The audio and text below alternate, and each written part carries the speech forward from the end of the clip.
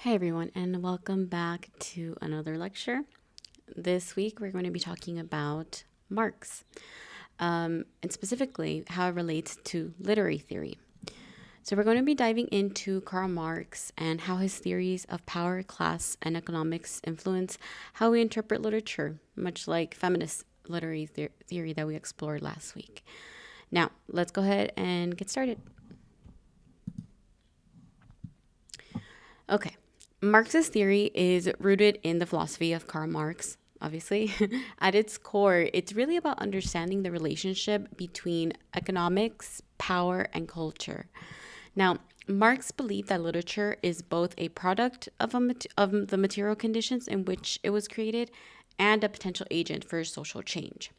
Now, for a Marxist critic, texts aren't just stories, they're cultural artifacts, and those reflect and reproduce social ideologies. There are a few ideas that ground Marxist literary theory. The first one is dialectical materialism. Now, Marx argued that history develops through class struggle, not random events. Social change comes through tension and resolution between opposing classes. Now, the second base and superstructure is political subconscious. Now, the quote unquote base is the economic system and it shapes the superstructure, which includes art, law, and religion. And lastly, dominant groups promote values that justify their control. Literature often reinforces or resists these ideologies. Now, there are four main areas of focus that Marxist critics tend to examine when reading a text. Now, the first is economic power. Who has it, who doesn't, and how is it used? The next is materialism versus spirituality. So, are characters judged by their wealth or their morals? Class conflict. How do these different classes struggle or interact? And lastly, art, literature, and ideologies. So, how does the text reinforce or critique dominant values? Take a look at the image on the slide here on the left. Now, we see a proletariat worker, and the proletariat is representative of the working class figure. Now, on the right, we have the bourgeoisie, and the bourgeoisie represent the wealthy class, those who control the means of production. And as you see here, higher wages are for the bourgeoisie, and the lower wages are for the proletariat, even though they are the workers and they produce. Now, Marx argued that the bourgeoisie controls not only the economy, but also art, education, and media. Ultimately, they shape culture to reflect their interests. So when we read literature, we ask who benefits from the system described, who is being silenced or exploited. Now, reality for Marx is grounded in material conditions, not just abstract ideals. So this means that spirituality, morality, and ethics are all shaped by economic realities. Think about it this way.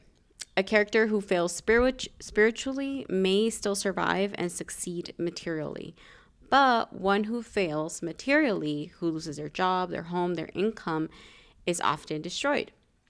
Now, this slide reminds us that under capitalism, value is placed on things that can be measured: wealth, status, and possessions. Now, a classic Marxist reading might question how characters are judged in a text. So, is a poor character seen as a failure simply because they don't have money? Or is material success the only measure of worth?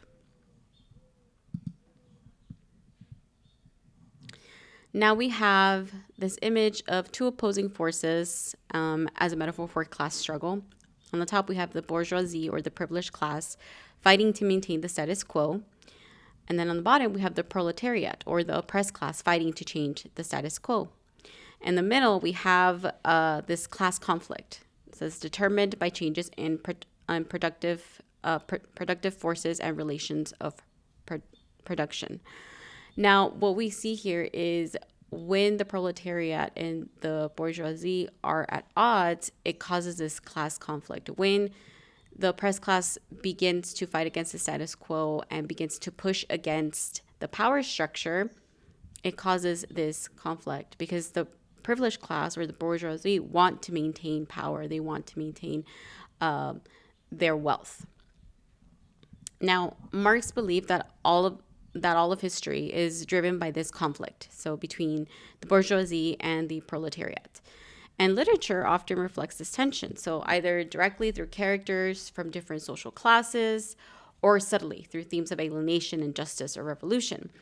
A classic example would be The Great Gatsby, right? Gatsby represents this privileged class, right? And Nick, it may not be oppressed, but he represents this quote unquote lower class. And so that's kind of how it's presented in F. Scott Fitzgerald's novel. Now, a Marxist critic would ask, how are these differences portrayed? Is conflict resolved or reinforced? And who controls the terms of the conversation? Now, here we think about how literature functions within society. And according to Marxist critics, art and literature often serve the ruling class by reinforcing these dominant ideologies.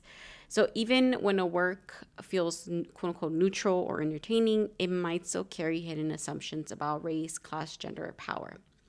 Writers and artists who want to challenge the system often have to use these subtle tools like irony, satire, subtle subversion to avoid censorship.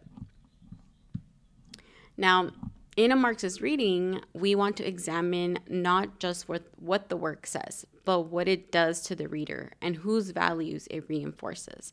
And that's why it's important for us to really understand how to close read. Okay. Now on the left, we have Animal Farm by George Orwell, which we're not reading in this class, but we are reading a little bit of George Orwell. But this is a novel that he published towards the end of the First World War. And this novel served as a political allegory that critiqued how revolutionary ideals can become corrupted through the use of an animal farm. So it shows how power can shift hands but still remain oppressive, making it a really, really Marxist text. Now, on the right, we have a more contemporary example. This is a mural by Banksy from 2003 in Beit Sahur near the West Bank barrier. And it shows a protester throwing a bouquet of flowers instead of a weapon. And thus, we can assume that this could symbolize peaceful resistance against systemic oppression. So its placement on a wall built to divide further can emphasize this Marxist message about power, control, and agency of the oppressed. So with these examples, these works question who holds power, who's resisting, and how art can challenge dominant ideologies.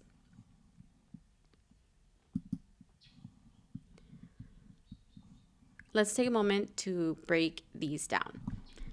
So commodification is when something is valued not for what it is, but for what it signals. Think designer handbags, luxury cars, etc. Dialectical materialism is the process of social change through tension between opposing forces, especially economic ones. Material circumstances, this is the concrete economic conditions in which people live in. So what we see that is happening. And this is, I believe this is even more pronounced now through social media, because now we really get an insight into the lives of the rich and the wealthy, but we also get insight into those that are living in poverty. Next, we have reflectionism. Now, this is the idea that literature reflects the values and structure of the society that produced it. That's why it's really important as well for us to understand the environment in which the author was writing in. And lastly, we have superstructure. So this is everything in society shaped by the economy. And this can include culture, politics, education, and even religion. Now, knowing these terms will help us unpack how literature and culture are shaped by power and economics. Okay, here are some key questions a Marxist critic might ask when reading a text. So who holds power and who lacks it? Are there patterns in those that hold power, race, gender, class, etc.? and who lacks it? What class do characters belong to? How is wealth distributed or discussed? Are characters alienated, whether it's socially, economically, emotionally? Does the text critique or reinforce the dominant system? And lastly, is the work itself a product of its economic environment? Now, having these questions in the back of your mind, if you are reading through a Marxist lens, will help reveal the text positions in a system of social and economic inequality. Okay, so here are some key players, the who's who in Marxism. So first we have obviously Karl Marx, and he is the founder of the theory, which focused on labor, class struggle, and economics. Next we have Friedrich Engels, and he is the co-author and early supporter of Marx. We have George Lucas, who focused on historical realism and class consciousness, and so on and so forth. We have a few. You guys can read through these. We do have a modern Marxist literary critic. His name is Terry Eagleton, and he is known for making Marxist theory a little bit more accessible to students and literary scholars. And then we also have a few that are not named, but for example, actually, he is named Raymond Williams, who helped develop cultural materialism. So he focused on the lived experience of the ordinary person, the ordinary people.